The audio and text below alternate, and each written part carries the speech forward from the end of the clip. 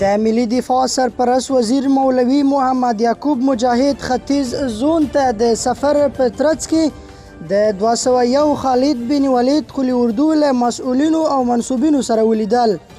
د ملي دفاع سرپرست وزیر مولوي محمد یعقوب مجاهد خلکو سره د لیدنو کتنو په دوام په ختیځ زون کې د 201 خالد بن ولید قلی اردو اړوند د قطاعاتو او جزو تامونو له یو شمېر چارواکو او منصوبینو سره ولیدل.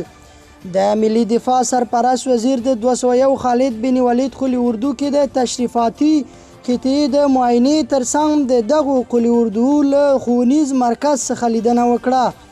او د یادې قلی اردو له قوماندان مولوي عبدالصبور ابو دجانه او نورو چارواکو سره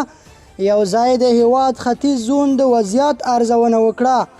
د نظم د لاښوالي او اصلاحاتو د رامنځته کېدو په موخه یې توصیه او لازمې لارښوونې وکړې.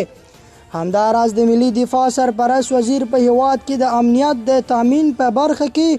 د مجاهدینو له شپه ورځ اهلو ځلو قدردانۍ وکړ او له هغوی وغوښتل چې خپلو مسؤلیتونو ته په کلک هوډ سره جدي پاملرنه وکړي او د هیواد د بیت المال ساتنې او اسلامي نظام خدمت ته لومړیتوب ورکړي.